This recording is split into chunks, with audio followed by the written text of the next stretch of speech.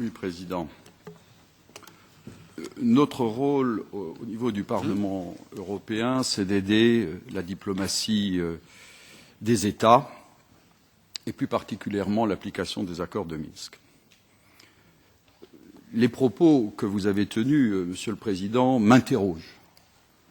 Quand vous avez dit le 23 juillet qu'il est nécessaire de réveiller la Russie pour qu'elle comprenne sa responsabilité dans les crimes de guerre.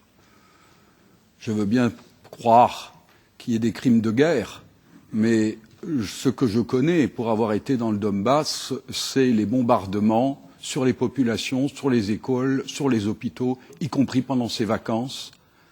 Et je crois que là, il y a crime de guerre. Et vous ne pouvez pas parler de crime de guerre de manière unilatérale, Monsieur le Président.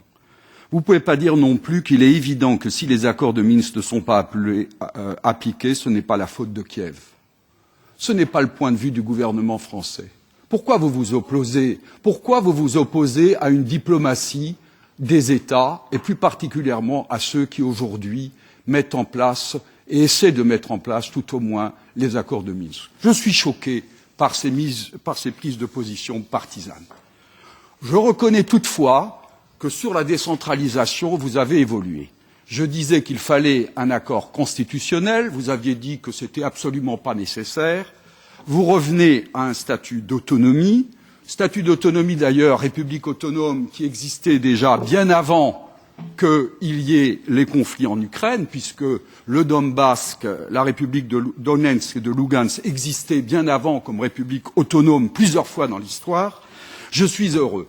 Il faut dire qu'entre-temps, Madame Nuland vient à notre secours et j'apprécie la modification de votre stratégie avec le soutien de Madame Nuland, mais je suis très heureux que tout ceci aille dans le bon sens. Je reconnais aussi que certains collègues, mon ami Marek Jurek, évoluent et même s'ils restent critiques, et ça je le comprends parfaitement, ils essayent d'avoir une vision aussi objective de la réalité. En ce qui concerne M. Stetina, le bataillon Azov est un bataillon nazi. Il est condamné comme tel par Amnesty International, mais il n'est pas seulement condamné par Amnesty International, même le Congrès américain dit que c'est... Alors, que vous souteniez des nazis, moi je veux bien. Je ne crois pas que ce soit la place de ce Parlement d'accueillir ouvertement des nazis au sein de ces instances. Donc, considérons tout ceci, je reste persuadé que nous devons aller dans le sens d'un dialogue approfondi et que ce dialogue approfondi est absolument nécessaire. Il est dans le cadre des accords de Minsk.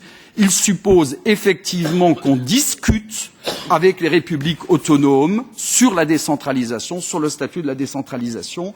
Et étant un des fondateurs de l'Assemblée des régions d'Europe, je suis sûr qu'on trouvera un statut qui convienne. Il y a plusieurs possibilités dans la législation qui permettent que ce soit l'État, comme je le disais, la notion d'État fédéral qu'est l'Allemagne. Les régions sont des États en Allemagne, contrairement à ce que vous disiez, je le répète, d'un point de vue du droit international, ce sont considérés comme des États. Et d'autre part, il existe des régions qui ont une très grande autonomie et je suis sûr qu'on trouvera des solutions si on veut y mettre de la bonne foi. Je vous remercie.